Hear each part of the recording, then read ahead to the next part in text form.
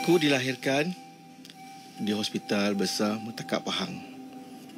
Aku dibesarkan dalam keadaan serba sederhana. Ceritaku bermula begini. Aku mempunyai 4 orang adik-beradik. Aku anak yang terakhir, anak bongsu. Meskipun orang berkata anak bongsu ini anak kesayangan ibu bapa, tapi aku tidak. Aku tidak dilayan seperti anak bongsu. Kehidupanku tidak seperti rakan-rakan lain yang berbaju baru. Ayahku seorang peroka Feda di Feda Temanggor 2. Rutin harian mereka adalah menoreh getah setiap hari.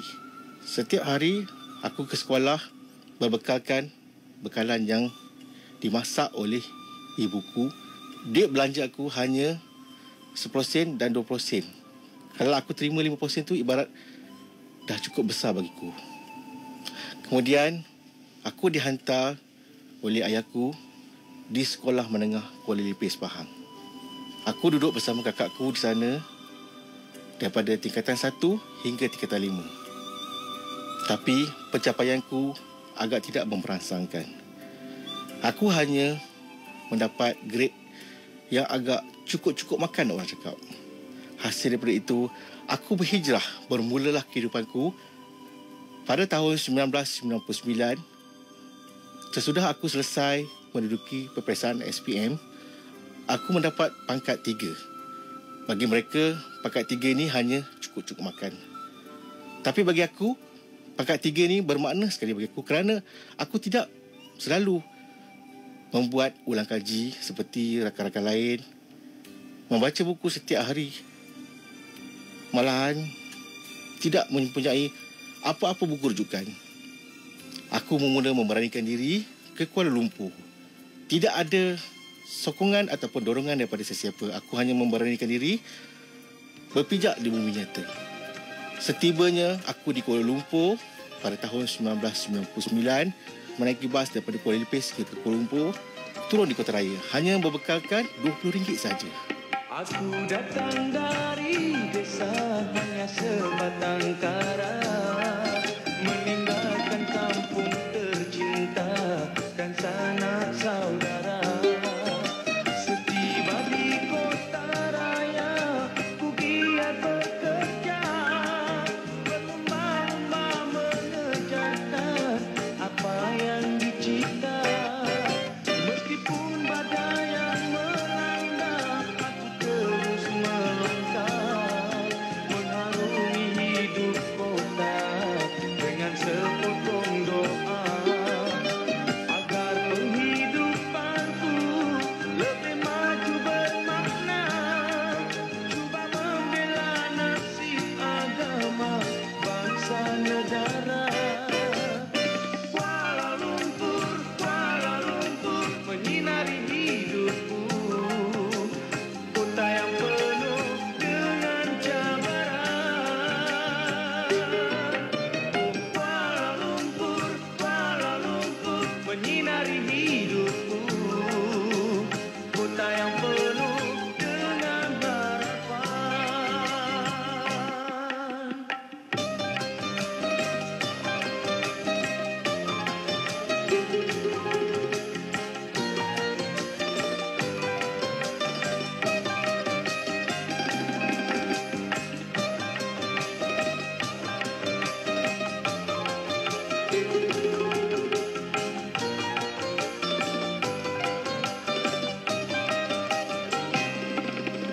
Si miskin dan si kaya semua tiada dibeza di kota raya yang mempunyai berbilang bangsa. Bila larut senja menjelma, sungguh indahnya. Oh betapa aku terharu dan sungguh berbangga. Kuala Lumpur, Kuala Lumpur, menyinari hidupku, kota yang penuh dengan cabaran. Kuala Lumpur, Kuala Lumpur, menyinari hidupku, kota yang penuh dengan harapan.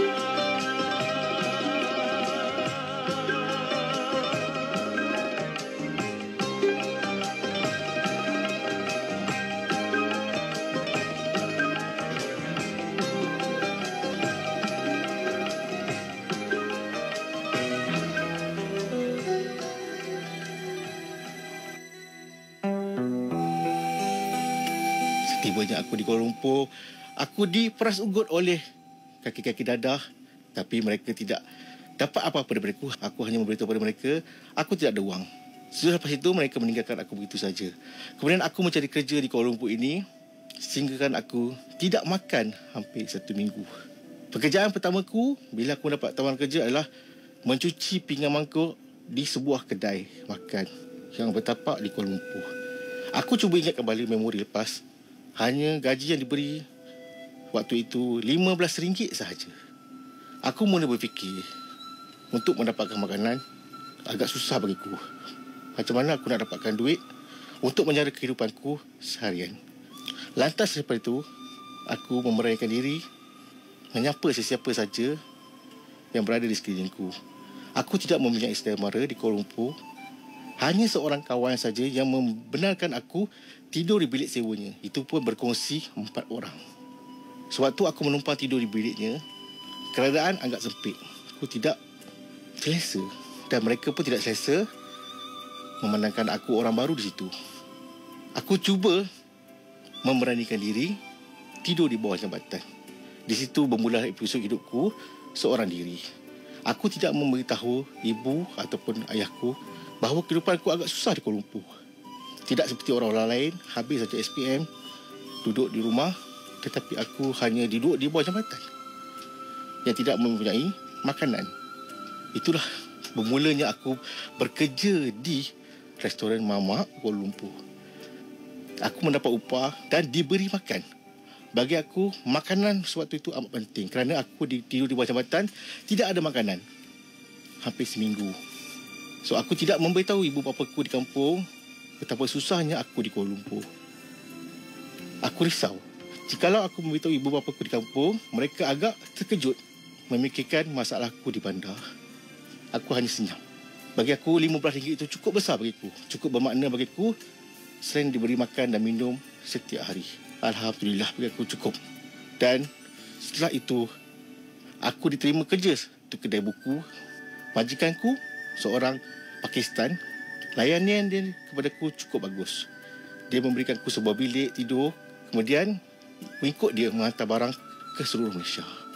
Kemudian, aku mencari lagi pekerjaan yang agak bagus. Kerana waktu itu aku fikir aku sudah kuat. Tapi malangnya nasib tidak menjadi bagi aku. Aku ditunggu-tunggu.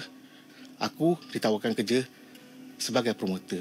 Kerana aku tertarik dengan gaji yang diberi, iaitu RM1,200 pada ketika itu pada tahun 1999. Bagiku cukup besar dan cukup mewah RM1,200.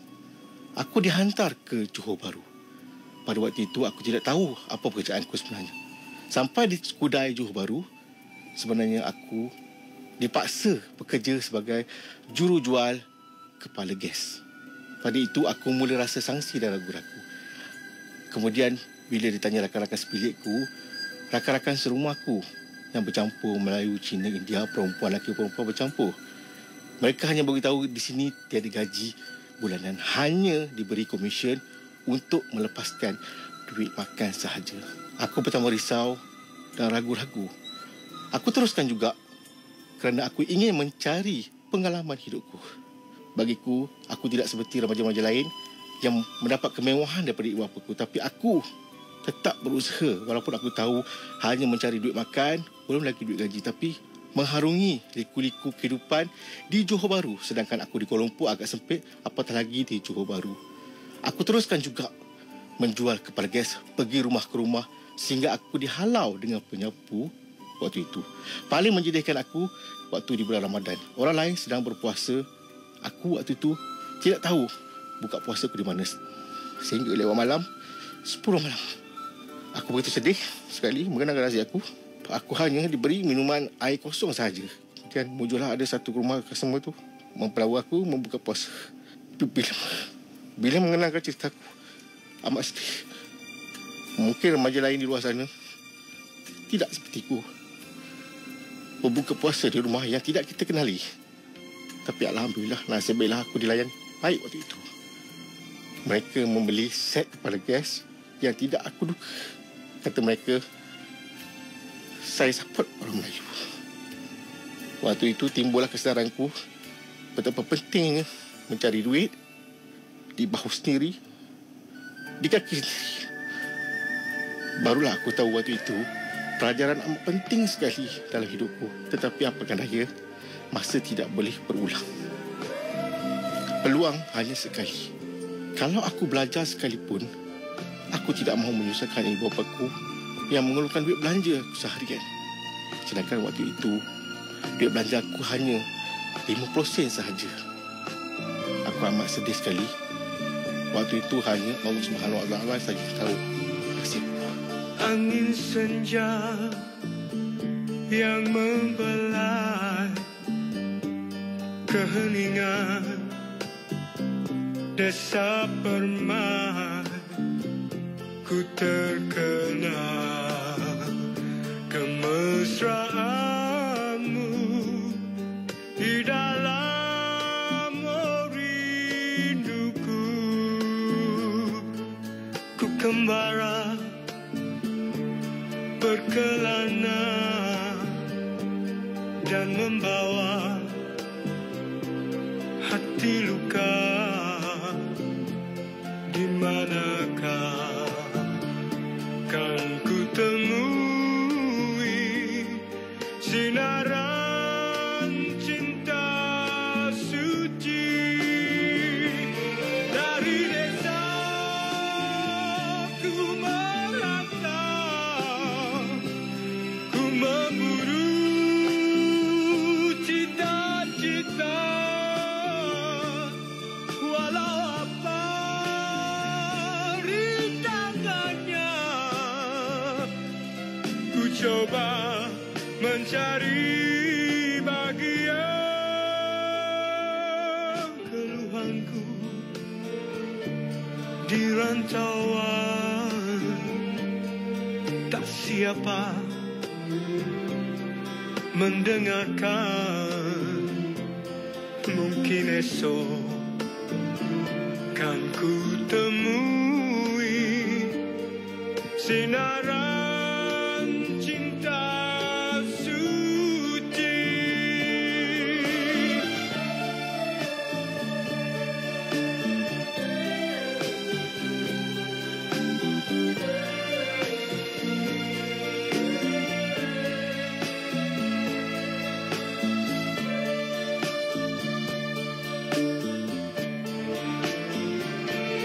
Dari desa ku merantau, ku memburu cita-cita. Walau apa rintangannya, ku coba mencari bahagia. Keluhanku di rantauan, tak siapa mendengarkan. Mungkin esok kan ku temui sinaran cinta suci.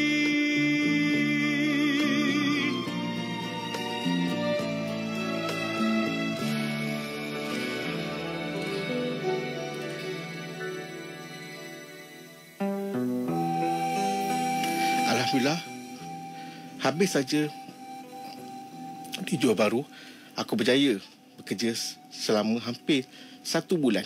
Walaupun aku tidak mahu langsung, tapi demi sesuatu nasib yang aku nak cari, aku teruskan juga menyara kehidupanku ini. Betul lah orang cakap, berpijak di bumi nyata, menjunjung langit yang satu. Aku kuatkan tenagaku, kembali berhijrah ke Kuala Lumpur pada itu. Pada waktu yang sama, orang ramai ataupun umat Islam sedang ingin menyambut Hari Raya Kurban. Aku tidak merasakan peluang untuk aku balik ke kampung. Sebab waktu itu, poket aku hanya ada beberapa ringgit saja. Aku tidak mahu berhubungi ibuku di kampung maupun ayahku. Aku tak mahu mereka risau tentang kehidupanku di bandar. Aku tidak memberitahu siapa-siapa. Malahan aku hanya telefon mereka seminggu sekali saja mengatakan aku masih elok dan baik-baik saja di Kuala Lumpur ini. Padahal waktu itu aku teramat lapar sekali. Berbalik ceritaku daripada Johor Bahru ke Kuala Lumpur, seorang diri, tiada siapa-siapa menemaniku. Setibanya aku di Kuala Lumpur, mereka menghantarku, syarikat yang sama menghantarku di Kuala Lumpur. Aku dipaksa menjual juga seperti mana di Johor Bahru, menjual kepala gas kerana mereka ingin aku berhijrah ke Kuala Lumpur selepas di Johor Bahru. Itulah saat pertama aku dan terakhir aku bekerja yang tidak rasa erti malu. Pada mulanya aku di sekolah seorang yang pemalu, seorang yang sukar untuk mengeluarkan kata-kata. Tapi di saat itulah aku memberanikan diri mengeluarkan kata-kata, menjual produk. Itulah hidupku yang tidak ada pendidikan yang tinggi. Tapi aku merasakan semua itu bagi aku tidak penting pelajaran. Selagi kita ada usaha, selagi Allah akan memberi hidayah dan petunjuk. Bermula daripada saat itu, aku menguatkan diri, azam dan tekad aku berusaha mencari kerja lain. Waktu itu, pada tahun 2002, aku dipelawa kerja sebagai seorang promoter di Seremban Negeri Sembilan. Bermulanya di Seremban, walaupun promoter, tapi tetap menjual barang. Bila aku fikir balik, adakah hidup aku ini ingin menjual barang sampai bila-bila? Rupanya Allah dah takdirkan aku seorang penjual. Menjual produk, apa-apa jua produk. Walaupun bertukar-tukar kerja, tapi aku tetap menjual produk orang waktu itu. Kemudian, setelah aku balik ke Negeri Sembilan, kawan sekerjaku memberikan aku pekerjaan sebagai dispatch. Barulah aku dapat merasakan gaji 1 bulan aku. Bila aku bekerja sebagai dispatch, pembantu pejabat, waktu itu aku ditawarkan gaji permulaan hanya RM580 saja. Meskipun RM580, bagiku waktu itu, tahun 2000, amat besar sekali nilainya pada diriku ini. Ditambah pula dengan overtime, claim dan sebagainya, cukuplah aku dapat 800 sebulan pada waktu itu. Kemudian, aku bekerja bersungguh-sungguh, berdedikasi, tidak menghirau waktu kerja, waktu makan aku. Kerana aku anggap hutang budi kepada kawanku yang memberi kerja aku pada waktu itu. Aku tidak ingin memalukan beliau. Dengan kelulusan aku yang SPM ni, siapalah nak ambil aku kerja? Aku berfikir macam tu sekali di kepala otak aku ini. Sebab itulah aku bekerja keras siang dan malam. Kemudian, daripada seorang pembantu pejabat ataupun dispatch penghantar barang, aku dinaikkan pangkat menjadi seorang kerani di sebuah syarikat kontraktor swasta di Nilai Negeri Sembilan. Waktu itu, aku mula belajar mengenali komputer, mengenali filing, surat menyurat, aku diajar semua. Aku tidak melepaskan peluang belajar itu semua. Kerana apa? Bagiku waktu SPM, aku dah melepaskan peluang segala-galanya. Sehingga aku tidak memiliki sebarang sertifikat, hanya SPM berpangkat 3 saja. Bila aku fikir ditawarkan kerja macam ni, aku teruskan juga kekuatan aku, naluri aku untuk belajar bersungguh-sungguh, memanfaatkan ilmu yang aku perolehi. Waktu di kerja pejabat sebagai kerani, aku belajar bersungguh-sungguh daripada seorang kakak yang bekerja di syarikat itu pada waktu itu. Selepas 1 tahun aku bekerja sebagai seorang kerani, aku dinaikkan pangkat lagi menjadi assistant site supervisor di sebuah syarikat kontraktor dinilai. Syarikat yang sama, aku dinaikkan pangkat menjadi penilai tapak pembinaan. Bermula daripada situ, majikan aku memandang aku bekerja bersungguh-sungguh tanpa menghiraukan penat lelah, wang ringgit waktu itu. Dia menghantar aku kursus sebagai juruukur bahan di Akademi Binaan Malaysia Utara, Kedah Utara, Malaysia. So aku belajar bersungguh-sungguh bila majikan aku menghantar tanpa menolak gaji aku walaupun seposin. Aku terhutang budi pada beliau. Aku berterima kasih sangat-sangat. Kemudian habisnya aku dihantar Akademi Binaan Malaysia mempelajari selok-belok pembinaan, aku dihantar pula ke NIOSH Bangi Selangor Negeri Sembilan, itu mempelajari jurusan-jurusan prosedur ataupun undang-undang tentang Atau Buruh Pekerjaan Malaysia Pembinaan. Habis itu aku mempunyai kekuatan. Aku bercampur dengan semua orang yang berpangkat tinggi daripada aku. Pengurus projek, aku berkawan dengan engineer, assistant engineer. Aku berkawan dengan doktor yang berpangkat lebih tinggi daripada aku. So bila aku fikir kembali, aku kena belajar, kena memberi dorongan. Dan pada waktu itu, aku tidak ada duit nak belajar. Hanya aku ada duit untuk menyara kehidupanku, seperti membayar rumah sewa, makan dan juga sebuah kereta kancil yang mampu aku beli waktu itu dengan gaji hanya RM650 sahaja sebulan. Bila majikanku melihat prestasiku semakin hari semakin meningkat, semakin hari semakin meningkat, dia memberi peluang sekali lagi kepadaku, membuka sebuah syarikat kecil kepadaku, iaitu kontraktor kelas F. Dan dari situ bermulalah kehidupanku yang agak rancak. Aku tidak melepaskan peluang kali ini. Di sinilah aku cakap titik permulaan hidupku. Aku menerima dari situ rezeki, mungkin rezeki Allah Subhanahu Wa Taala. Pada masa yang sama, aku tidak melupakan ibu bapaku di kampung. Aku memberi mereka duit gajiku setiap minggu. Di situlah ibu bapaku agak terkejut melihat perkembangan yang berlaku padaku. Sehingga kan ibuku berkata, kerja apa sampai setiap minggu bawa balik bagi duit dekat mak? Curi dadah ke? Bukan. Aku tidak memberitahu dan malah ayahku tidak tahu apa kerja sebenarnya. Tapi ayahku dan ibuku cukup yakin dengan anak mereka. Cukuplah hanya aku meminta mereka mendoakan. Doa ibu bapa tidak ada hijab. Tidak habis itu, aku menamatkan zaman bujangku dengan seorang gadis di Negeri Sembilan. Alhamdulillah, sehingga sekarang aku sudah mempunyai 4 orang cahaya mata, 2 lelaki dan 2 perempuan. Betul lah pepatah apa orang cakap, Allah bisa, tegal biasa. Aku terus memberanikan diri menjadi usahawan IKS di Negeri Sembilan. Bermulalah episodku dari seorang usahawan kecil hinggalah ke hari ini. Aku anggap diriku tidak berjaya lagi. Pada hakikatnya, orang melihat aku sudah berjaya. Aku ingin menceritakan bagaimana aku mula-mula belajar berniaga. Aku berdaftar sebagai IKS Usahawan Pharma Negeri Sembilan. Sebut saja pasar tani di seluruh Malaysia, semua aku masuk. Dari situlah aku belajar berniaga dengan rakan-rakan sebaya usahaku yang lain. Tapi Alhamdulillah, berkat kesungguhan, kesabaran, ketekunan, aku diberi peluang oleh Pharma Negeri Sembilan membuka kilangku sendiri, membuat jenama produkku sendiri. Mereka memberi keyakinan dan kepercayaan kepadaku, mengenangkan nasibku daripada awal sehingga sekarang. Dan mereka memilihku sebagai ikon Negeri Sembilan, dan aku dipilih untuk anugerah usahawan tani berjaya. InsyaAllah. Berusahalah selagi kita mampu dan jangan menoleh ke belakang. Walaupun kita tidak berjaya dalam pelajaran, tidak bererti kita tidak berjaya dalam kehidupan. Jangan abaikan keluarga.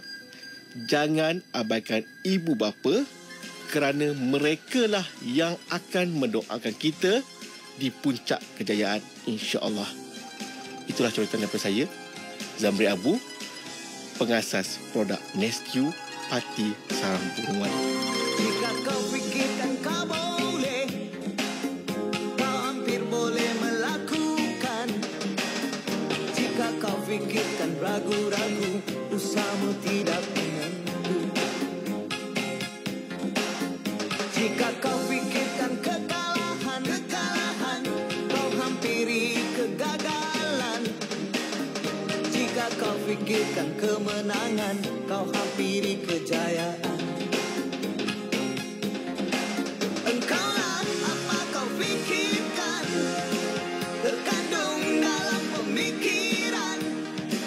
Berpikir boleh melakukan, pikirkan boleh. Percaya apa kau lakukan, tabah apa kau usahakan.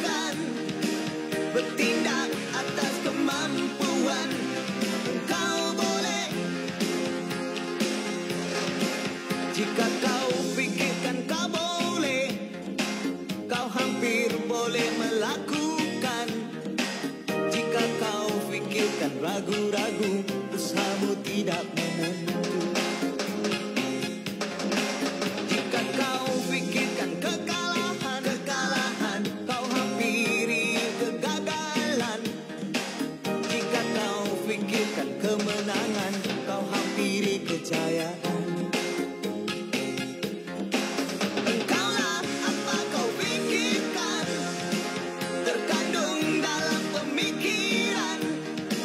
Berpikir boleh melakukan, pikirkan boleh. Percaya apa kau lakukan, tabah apa kau usahakan. Bertindak atas kemampuan, engkau boleh.